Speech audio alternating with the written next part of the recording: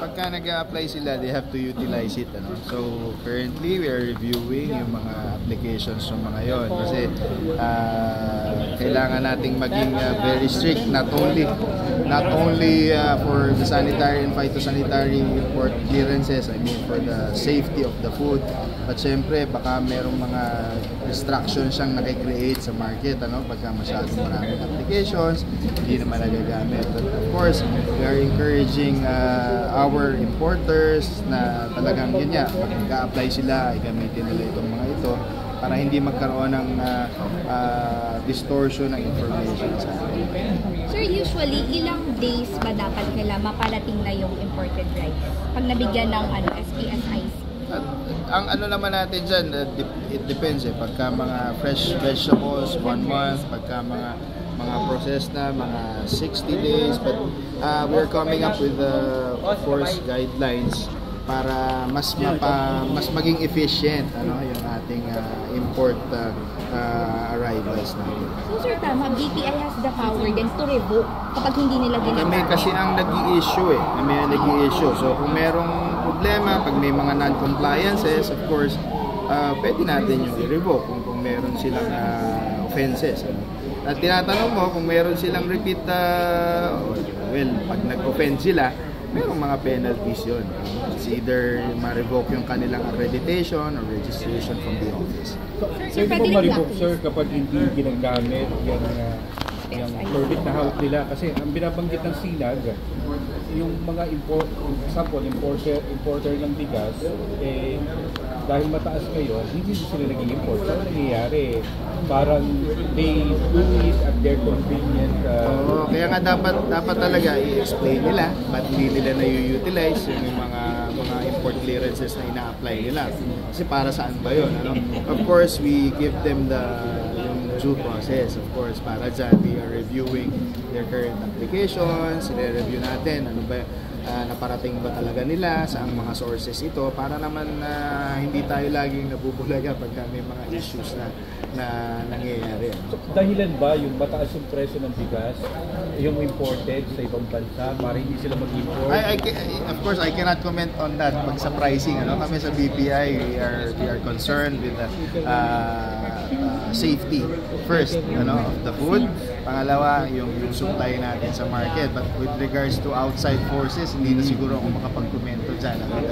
Hindi naman natin yan, hawak. Hindi naman natin. Sir, is it pagbaba ng paggamit ng mga import permits, considering na bumaba rin yung ating arrival ng ating imported? Well, ang atin namang performance, ito naman ay nai-report. We're approaching 2.8 million metric tons na importation ng bigas. As for the specifics sa utilization, hindi ko masagot sa inyo, wala akong mahawak na numbers ngayon. But again, we are reviewing. Sir, is it correct to say na pinapag-explain na ng BPI yung mga importers on why hindi pa nila napaparating? You've just mentioned that. Dati na naman natin siyang ginagawa. We rewind them, hindi lang for rice, but for other commodities. Sir, sa presyo naman ng onion, sir, 220 na yung retail price na yun ang pinakamataas. Pero parang patuloy pagdating ng mga imported. Bakit ganun, sir? Ang taas ng... Hindi. Ang sinasabi mo siguro yung sa pila. Yes, medyo tumataas na siya, siguro 10 pesos, 20 pesos. But dahil nga tayo ay kino-complement naman natin kasi parang halos paubos na rin yung mga stocks natin, mga hindi man nilalabas. We are complementing it with the importation na sapat lang for the month, for example. So meron dumarating na red and white? Parating na yun, parating na siguro. Yung white naman, open naman yun sa ngayon dahil wala pa naman tayo sinusunod. So wala tayong shortings? Wala. Pero ano yung possible na dahilan bakit medyo tumataas yung pulang import? Well, sir, mahirap mag-ano dyan. Baka mamaya mag-misquote nyo naman ako. Basta ang atin dito is we want to have a steady supply of vegetables. Kaya we complement it with the imports.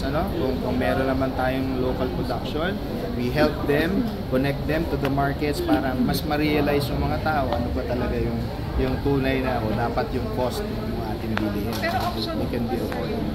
SRP sa Cebu We are not thinking about that. Wala namang pag-uusap. Pero magkano dapat ang ideal na price ng red onions kung 220 Example, sir, imported, landed cost. Well, mababa talaga kung ikukumpara mo sa imported. Pero meron pa kasi mga logistics cost yan. Of course, yung patong pa sa mga retailers and the markets. So, ang atin dito, again, if we have that supply, I think the prices will also. So, kano yung ideal, sir? Ang ideal natin, mamaya paano niyo na naman Hindi, ako, pero ang we're ating talking naman for imported, sir. ang ating naman kasing average yung nakikita namin sa mga presyuhan natin is 140 to 160 to 180. Imported. Well, yung local pa natin, wala. Yung imported mas mababa yun. So, mas mababa pa. Opo. Sir, sabi po ng Sinag, ang landed cost daw 50 pesos, additional logistics 90 pesos. Ano yan? Sa imported po na red onion, tama po ba kung 90 pesos kasama na yung logistic? Tama po ba yung 166 pesos na average price? I cannot comment on the pricing kasi Pero mahal no? po ba yun? Kung ako personally, kaya ko naman yun. But how about the others? So ang ating dyan is, yun nga, kung may supply tayo, and you will see it siguro in the coming days or weeks na magkakasupply na tayo for sure. Mababa na yung ating presyo. Sir, yung garlic, sir, tumaas din eh. 200 na kayo from 160. Anong cost naman ang pagtaas ng imported? Usually naman kasi pagka mga holiday season, you can see it through the range of our commodity, But ang atin naman dito, ang garlic is continuous naman yun. Ang ating pag-import, mayroon din naman tayong local production. So, we'll see kung anong siguro yung mga market monitors natin, mag-guide din kami kung anong and para maipalabas natin kung ano itatago o kailangan sa market supply. So, mga kailan, sir, darating imported? I think by this week, meron na yan. At makikita na natin yan sa mga Of package. course. Ano naman yan, kami naman kasi ine-encourage namin sila. Talagang sinusubaybayan namin yung distribution points nila. So hindi na nila pwedeng itago yung mga dapat talaga kasi. Sir, gaano po kalaki yung for December? Last na lang, sir, gaano po kalaking volume yung for December sa For red the month imported? kasi, ang ano kasi natin is 21,000 metric tons. So, parang so ang ano dyan is 4,000 for red, 17,000 for red, 4,000 for yellow. So, basically, yun yung averages natin. So, For December yan. dapat kasi meron naman tayo dapat laging supply. Enough na. Thank you.